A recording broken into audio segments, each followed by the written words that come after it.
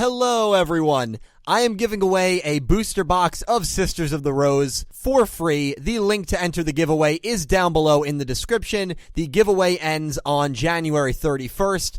Good luck.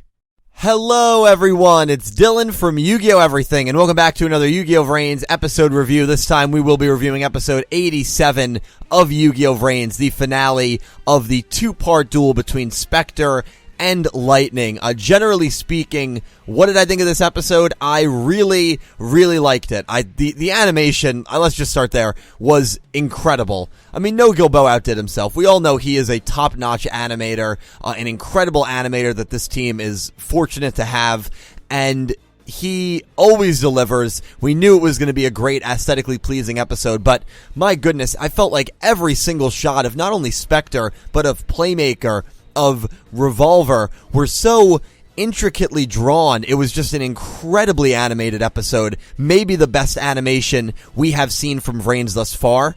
That's definitely debatable, but it's definitely like a top 5 for me. Great episode animation-wise. The duel itself was awesome. The only reason that I'm not saying this was an amazing 10 out of 10 episode was I thought the death scene, the quote-unquote death scene, it might not be a death scene based on some dialogue that we got at the end, which I'll be going over, could have been a little more impactful.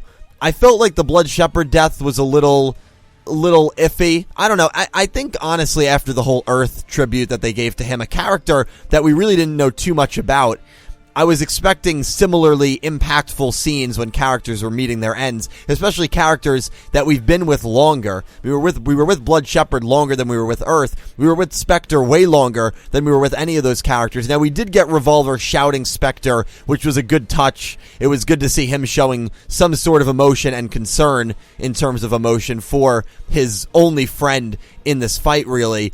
And Spectre does apologize to Revolver, and then he gets absorbed, and that's it. And I wish maybe there was more of kind of a montage-y flashback stuff like they did with Earth. Maybe there was a reaction from Gnome, Faust, and Vira, even if it was just shouting his name or just showing some sort of concern. I mean, we did see their faces at the very end when we saw all of their faces as Lightning absorbed Spectre, but I wish there was a little more dialogue there. So I thought the ending death scene could have been done a little better.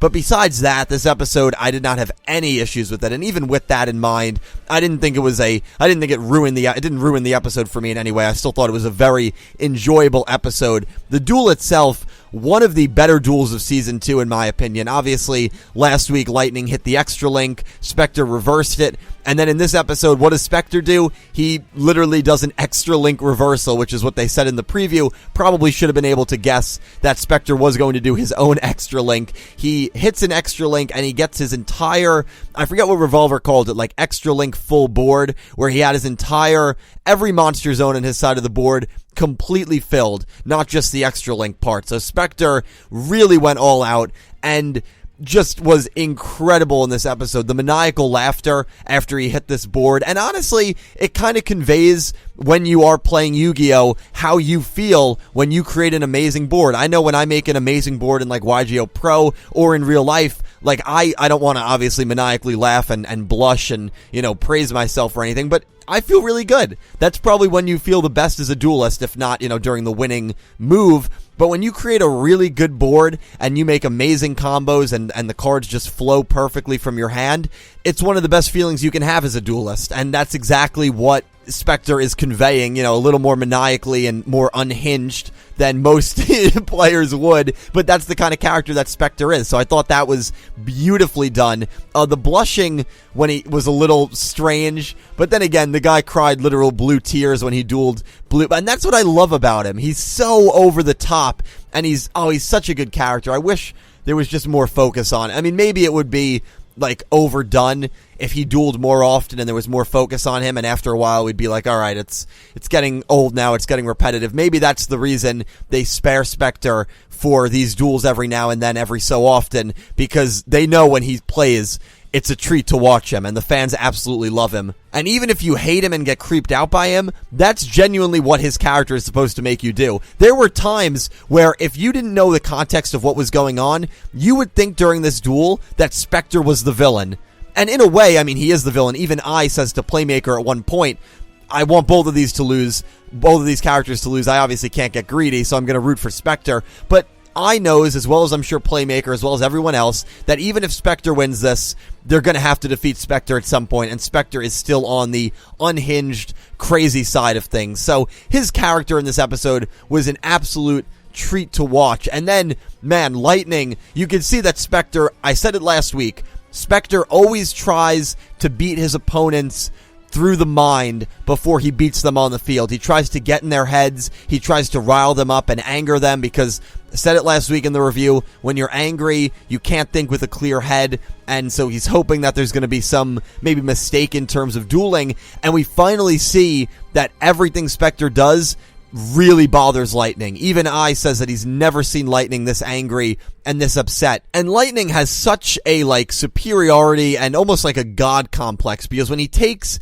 his final turn, when we see how angry and upset he actually has been this entire time at Spectre for looking down on him and acting all, arrogant and talking about how he's such a beautiful field, Lightning has one of the best delivered lines of the entire episode. He goes, "I'm going to unleash divine judgment on this arrogant human." It was something like that. That might have been exactly it. It might have been a little off. Such a good freaking line, because we go from being kind of creeped out to Spectre, and then we immediately remember, oh yeah, we should be rooting for Spectre in this duel. That's right, Lightning wants to exterminate all of the humans and all of humanity. And it was just a perfect switch after watching Spectre go insane for 6-7 minutes, creating this beautiful board.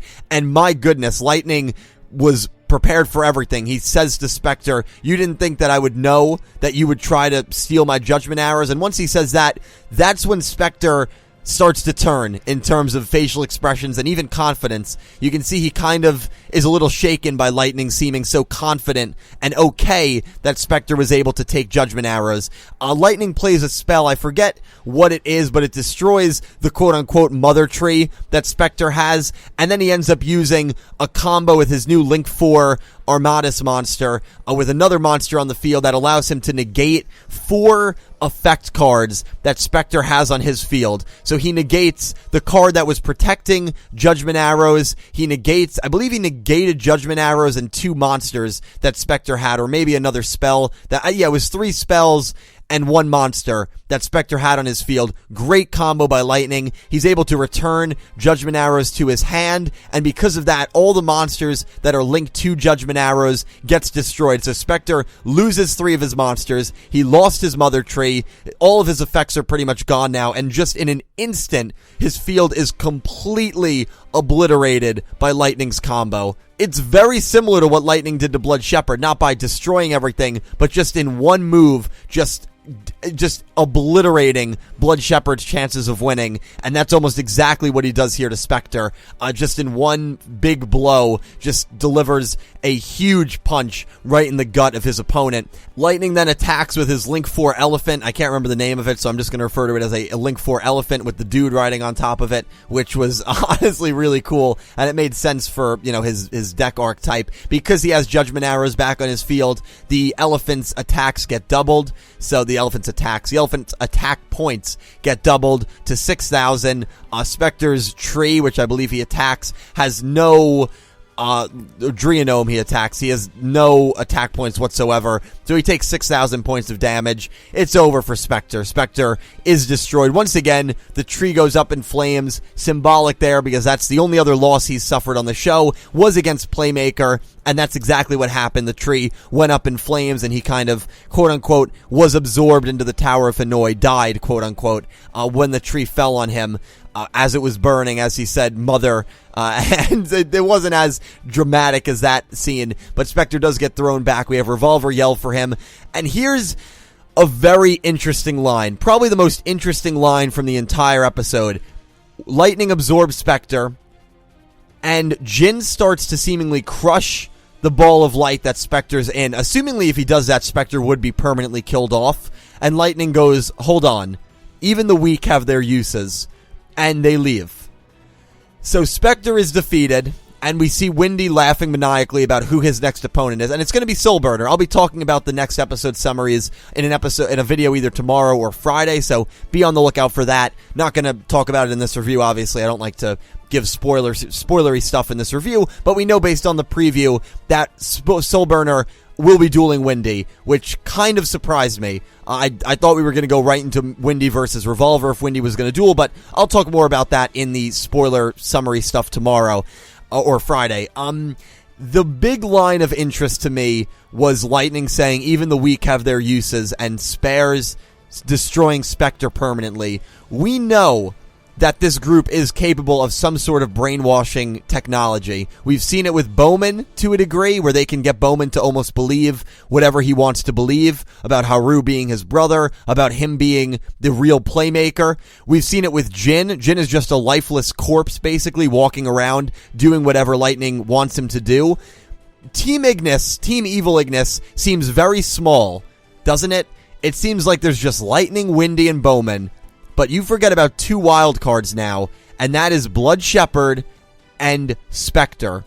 And I would not be stunned if Blood Shepherd and Spectre, a brainwashed version of them, have some sort of role down the stretch. Now, for that to be a thing, because this arc is probably going to end of March, I would imagine, early April, so there's probably only 8 or 9, maybe 10 episodes left of this season before we get a new opening. I'm starting to believe that Lightning and Windy, the Evil Ignis team, might not be exterminated before this season comes to an end. I really do believe that, especially if they are going to go that route where they use Spectre and Blood Shepherd brainwashed. They might not go that path, but otherwise, that line of dialogue kind of just leaves a little to be desired. I thought that was a very interesting line because it definitely 100% hints at Spectre being used by Lightning for some sort of gain for the Evil Ignis. Maybe it'll just be as like hostage bait, similar to what it's a little bit of a taste of their own medicine when the Knights of Hanoi used Akira as hostage when Playmaker was dueling Spectre. Maybe something similar will happen where Spectre will be permanently killed if Revolver chooses to duel Windy or Lightning, something along those lines. So maybe we won't see a brainwashed version of him, but a brainwashed Spectre versus like Revolver, that would be so interesting. So definitely a little bit of maybe foreshadowing there. We will have to keep an eye on that, but I definitely thought that was interesting. But guys, please let me know all your thoughts regarding episode 87 down below. I am really excited to hear from you. All in all, very enjoyable episode, and I am really looking forward to Soulburner versus Windy. A special thank you to my Platinum tier patrons, Alexa Baker, Glen McGookin, Jorge Carrillo, James Rose, and Omni Lord, and to my Diamond tier patrons, Bouldergeist and Jesse Wood, and to my Egyptian God tier patrons, Syn Cloud. Thank you to everyone who supports me on Patreon. I really cannot tell you how much it helps me out and helps the channel out. And thank you so much to you guys for just watching my videos, because without you guys, I would not be able to do this at all. I will talk to you down below. Really excited to hear from you all. Thank you so much for watching, and I hope you have an amazing day.